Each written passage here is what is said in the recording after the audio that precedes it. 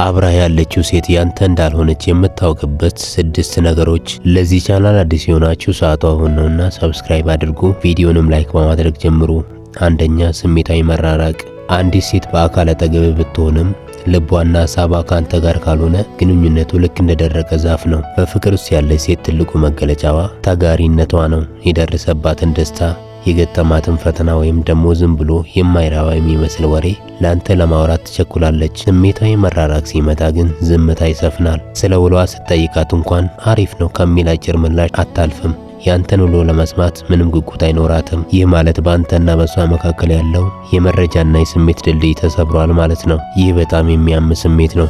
አብራችሁ ቁጭ ብላችሁ ምናልባትም እራት እየበላችሁ ወይም ፊልም እያያችሁ ሊሆን ይችላል። ነገር ግን እሷ ሐሳቧ ሌላ ቦታ ነው። አይን ላይን መገጣጠም ታቆማለች። ስልኳ ላይ ብቻ ታተኩራለች ወይም ደግሞ ያለምንም ምክንያት አርቃ ትተክዛለች። በአካል ብታገኛትም በመንፈስ ግን ልትይዛት አትችልም። ስነ ልቦና እንደሚለው ሴት ልጅ አእምሮዋ ከሰውየው ሲርቅ ሰውነቷም አብሮ መሸሽ ይጀምራል። ብዙ ወንዶች ጭቅጭቅን ይጠላሉ። ነገር ግን በግንኙነት ስነ ልቦና ውስጥ ጭቅጭቅ አንዱ የፍቅር መኖር ምልክት ነው።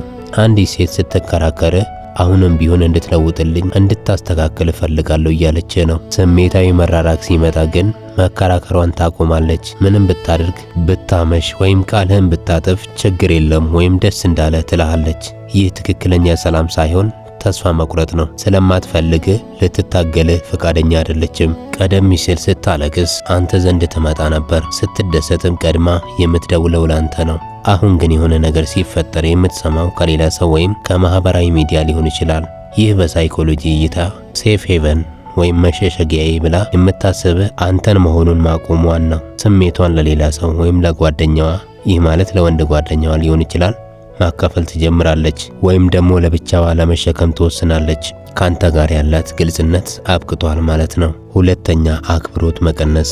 በፍቅር ግንኙነት ውስጥ የመፍረስ መጀመሪያ ተብሎ የሚታወቅ እጅግ አደገኛ ምልክት ነው። በስነ ልቦና ጥናቶች በተለይ በዶክተር ጆን ጎትማን ምርምር ንቀት በትዳር ውስጥ ለፍቺ ዋነኛ መንስኤ እንደሆነ አረጋግጠዋል። አንዲት ሴት ያንተ እንዳልሆነች ከምታውቅበት ምልክት አንዱ ንቀት ታሳይሃለች። ሴት ስታፈቅር ትልቁ ጠባቂህና ክብርህን የምታስቀጥልልህ እርሷ ናት።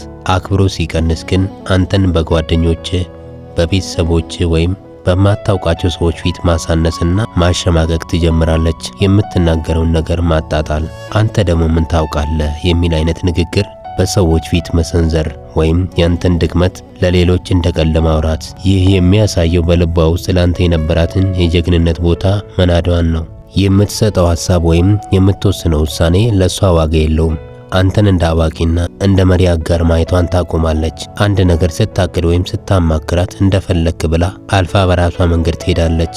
ያንተን ምክር አትፈልግም።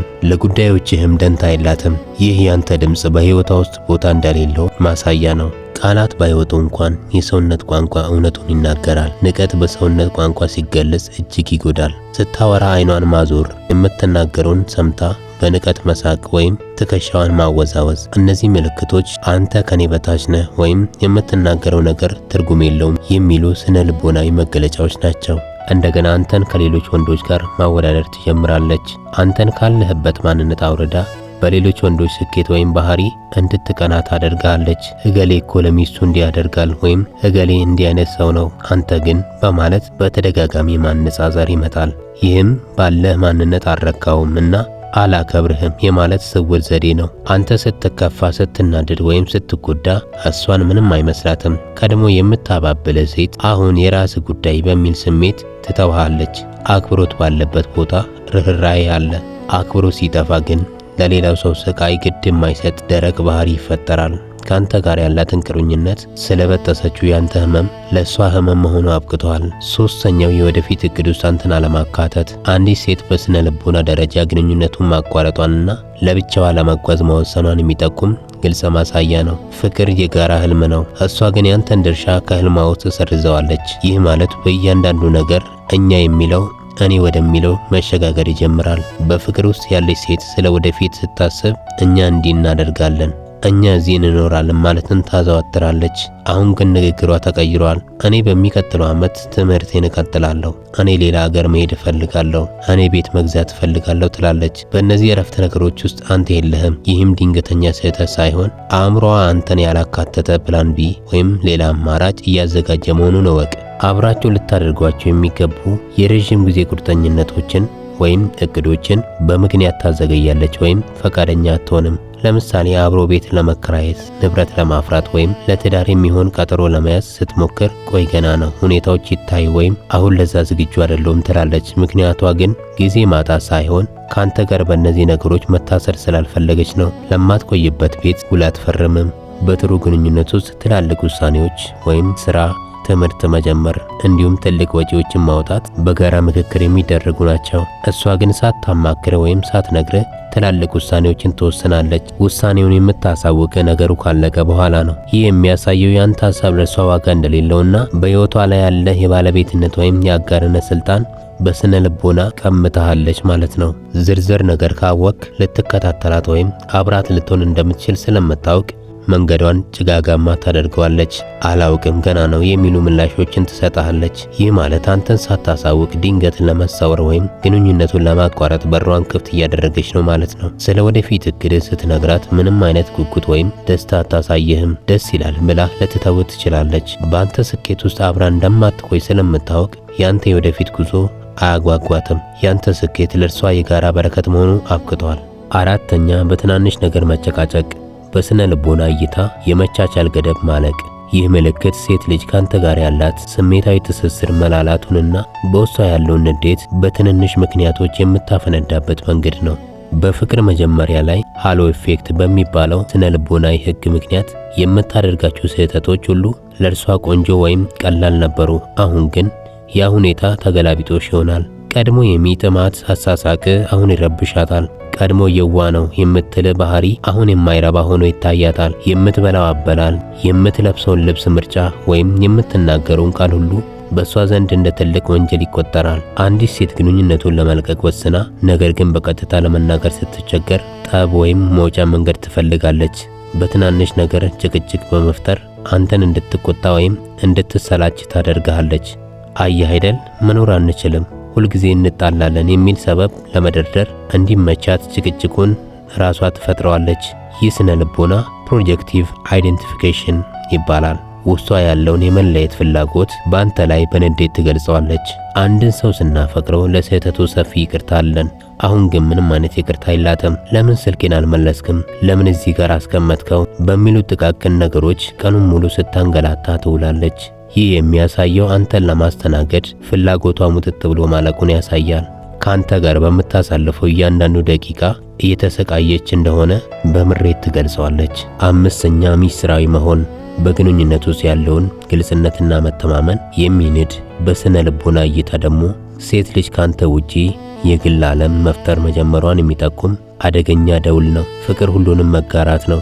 እሷ ግን በሮቿን መቆለፍ ትጀምራለች። በአሁኑ ዘመን ስልክ የሰው ልጅ የልብ ትርታ መኖሪያ ሆነዋል። ቀድሞ ስልኳን የትም የምትጥለው ሲደወልላትም የማትደነግጠው ሴት አሁን ላይ ጠባቂ ሆናለች። ስልኳን በፓስወርድ ትቆልፋለች፣ እንደገና ሳይለንት ታደርገዋለች ወይም ደንገጥ ብላ ትይዘዋለች። መልእክት ስትጽፍ ካንተ ትሸሸጋለች ወይም ስልኳን ዘግዝጋ ታስቀምጠዋለች። ይህ የሚያሳየው አንተ እንድታውቅ የማትፈልገው ግንኙነት ወይም ሐሳብ እንዳለ ነው። ቀድሞ እዚህ ቦታ ነኝ ይህን እያደረግኩ ነው ብላ በዝርዝር የምትነግር ሴት አሁን ወሬዋ ደብዛዛ ሆኗል። የት ነሽ ስትላት ውጪ ነኝ፣ ከማን ጋር ነሽ ስትላት ከጓደኞቼ ጋር የሚሉ አጭርና አሻሚ ምላሾችን ትሰጣለች። የምትሄድበትን ቦታና የምታገኘውን ሰው በግልጽ ካልነገረች በሕይወቷ ውስጥ አንተን እንደ ባዕድ እየቆጠረች ነው። ስነ ልቦና እንደሚለው ሰው ሚስጥር የሚያበዛው ለሌላው ሰው ታማኝ መሆን ሲያቅተው ነው ይላል። በጥሩ ትዳር ወይም ግንኙነት ውስጥ የገንዘብ አጠቃቀም ግልጽ ነው። የምታገኘውን ገቢ፣ የምታወጣውን ወጪ ወይም የምታደርገውን ቁጠባ ካንተ መደበቅ ከጀመረች ይህ ትልቅ ምልክት ነው። ለምን ይህን ገዛሽ ብለህ እንዳትጠይቃት ትፈራለች። ምክንያቱም ያ ወጪ ካንተ ጋር የሌላትን የወደፊት ህይወት ለማመቻቸት ሊሆን ይችላል። የገንዘብ ሚስጥር የልብ መራራቅ ውጤት ነው። ስድስተኛ፣ ስሜታዊ ፍላጎትና አካላዊ መቀራረብ ማጣት። ግንኙነቱ በጽኑ መታመሙን የሚያሳይ ትልቅ ደውል ነው። ለሴት ልጅ አካላዊ መቀራረብ፣ መተቃቀፍ፣ መሳሳም እንዲሁም ወሲብ ከስሜታዊ ትስስር ጋር በቀጥታ የተቆራኘ ነው። ልቧ ካልፈለገ አካሏን ትነፍግሃለች። በፍቅር ውስጥ ያለች ሴት ከምትወደው ወንድ ጋር ንክኪ ትፈልጋለች። ዝም ብሎ እጅ መያዝ፣ መተቃቀፍ ወይም አጠገብህ ተጋፍታ መቀመጥ ለእርሷ የደህንነት ስሜት ይሰጣታል። አሁን ግን በአጋጣሚ ብትነካት እንኳን ትሸሻሃለች። አጠገቧ ስትቀመጥ ትርቃሃለች። ልክ እንደ ባዕድ ሰው አይታ ራሷን ትሰበስባለች። ይህ የሰውነት ቋንቋ በስሜት አብሬህ አይደለውም አትቅረበኝ የሚል ግልጽ መልእክት ነው። ይህ ሁኔታ ለሳምንታትና ለወራት የሚቀጥል ከሆነ ችግሩ የጤና ሳይሆን የፍላጎት ነው። ሴት ልጅ ስሜቷ ከወንድ ከራቀ ላንተ ያላት ፍላጎት ሙጥጥ ብሎ አልቋል ማለት ነው። እስካሁን ስለተከታተላችሁኝ አመሰግናለሁ። በድጋሚ ለዚህ ቻናል አዲስ የሆናችሁ ሰዓቱ አሁን ነውና ሰብስክራይብ አድርጉ፣ ቪዲዮንም ላይክ አድርጉ።